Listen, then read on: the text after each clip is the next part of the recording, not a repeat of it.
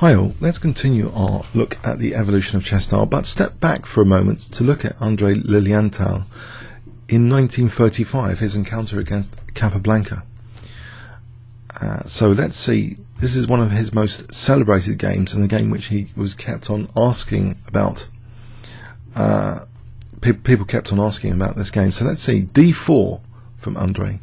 Capablanca played knight f6, after c4 e6. We have a Nimzo engine, and now this very forcing move here, which isn't that popular as a main move here. The most popular is the Rubinstein variation e3. Queen c2 is popular, knight f3, but the immediate a3, it's very forcing though. It has got that advantage. So black usually takes to double the pawns, and now here Capablanca actually played b6. In live books, c5 is a bit more popular overall, so b6, f3 now, so trying to cover that e4 square to play for e4. And here actually Capablanca played d5. Usually it seems knight c6 is the usual move. For example, knight c6, e4, something like this, where it seems black's got some play on the c4 pawn, but it looks pretty sharp actually, this position, this kind of continuation. But yeah, in the game, this d5 was played, bishop g5, Capablanca played h6, bishop h4, and now bishop a6. So it looks as though black's trying to do something with this, the c4 square. Now e4 is played, so very aggressive, and it looks like an interesting construction, but actually technically the engine actually kind of likes black here. If we just step back for a moment, it seems in this position bishop g5 from an engine point of view didn't really like this move, perhaps preferring this kind of thing to go here, or even to here. So it's interesting, bishop g5, so bishop h4, bishop a6, e4. So Capablanca took on c4, which might be a small inaccuracy actually. Perhaps better was taking here, following up with the sharp g5, for example, like this, and then this sharp g5 to take on e4. This seems actually playable, even though it looks very risky. It seems actually this might have been playable. But maybe it's still an advantage for white, really. I think white's still got a lot of play here. Okay, so anyway, so in the game, bishop takes c4, bishop takes c4, d takes, check, and white enjoys still a nice central position, although he hasn't got the bishop pair. It's a small advantage for white. Queen c6, queen d3, now knight bd7, knight e2, rook d8, as though there might be some pin tactic based on d4. It's of no significance at the moment. White just ignores these possibilities. Castles,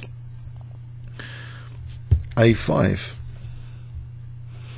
Perhaps black should consider castling in this position. You know, if castling here, then okay, white still is doing quite nicely here. For example, this position, there's a bit of play for here for white. This looks like quite an interesting position to have with the white pieces. But anyway, okay, so we see a5, queen c2. The queen goes into that c4 square. And now let's move f4. So this looks quite aggressive. Now f4. Trying perhaps to open up that f file if black did try and castle. Castling now is actually probably a little bit on the dangerous side. There's e5 and winning the exchange actually. Bishop takes d8, knight e3. This gets a bit, I think this will be in white's favour. Let's have a look at this position. Yes, it's slightly in white's favour. So it's a bit off-putting to castle now in this position. Instead, Capan played rook c8. And we see f5 with the king still in the centre. It looks starting to be a bit dangerous, you'd think. e5. And Capa's queen looks quite aggressive on that e4 pawn. Now, a very interesting move by Andre in this position. What do you think would be a good move here? If I test you here, if I gave you 5 seconds here, what would you consider playing in this position?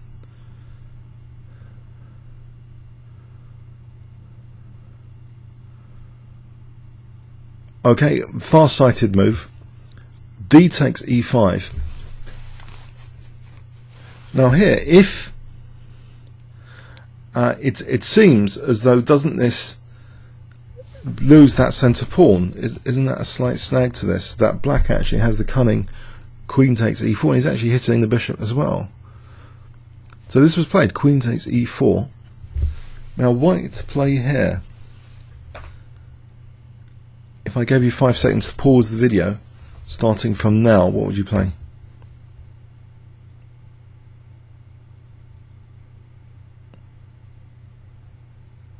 Okay, it's a brilliancy with the king in the centre. An amazing move is played. E takes F6, queen sacrifice against Capablanca in the Hastings tournament of 1935. Remarkable. What is this about? Well, Capablanca hasn't got too much choice here. He can either take the queen. I guess you can consider taking on H4. Let's briefly look at taking on H4. FG7. This looks like a wreck, this position here. It's very dangerous. Say knight takes. There's queen F5. There's knight F4. And black would seem to be in huge amount of trouble actually after the check here. If the king moves, then there's knight G6, essentially winning the queen. This position, black would be in a huge amount of trouble and have to give up his queen. In any case, otherwise he's getting mated or worse. For example, it's just, yeah, unpalatable to take the bishop, really. It's not palatable. That's not really an option. So taking the queen was played. Another one, like, you know, knight takes F6 again, it's just a piece down. So queen takes C2. Now, can you see the point of this queen sacrifice? What would you play in this position?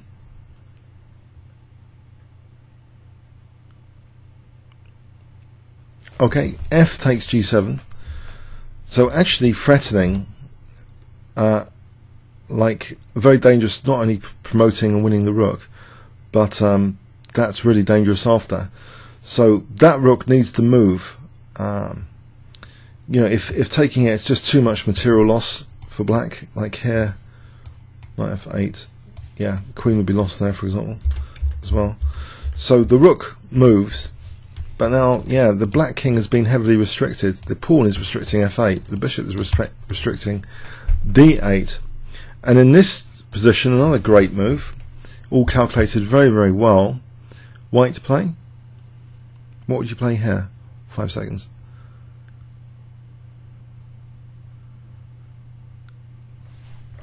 Okay, knight D4, hitting the queen, getting a tempo gain for rook E1 check. And Capablanca is forced to give up his queen. I mean, queen E4 was played. It's pretty hopeless. He can't possibly allow this. Say he goes here. It's a mate in 4. Like this. Mate in 4. Checkmate. White's pieces are coordinating so well. So Capablanca gave up the queen. It's hopeless if he has to do this. Knight C5. That's taken. Rook E1. So white's material up significantly. And here, actually, Capablanca resigned with this move, king D7. White has various ways of increasing the advantage. For example, check. F6 could be handy. Carry on with the check. The king's on a bit of a hunt. Could take this. Yes, it gets just worse and worse. The knight and bishop are going to overwhelm one of the black rooks. This pawn on F6 is particularly nasty as well. Black's really tied down here. It's pretty hopeless. And you might think, well, couldn't on F6 black try to play more actively? I'm not sure this helps. Check maybe just makes things worse, because of the f7 dropping if the rook didn't go on there. So this is a hopeless position really, with c7 still under scrutiny. Or this pawn now, f7, is pretty crushing.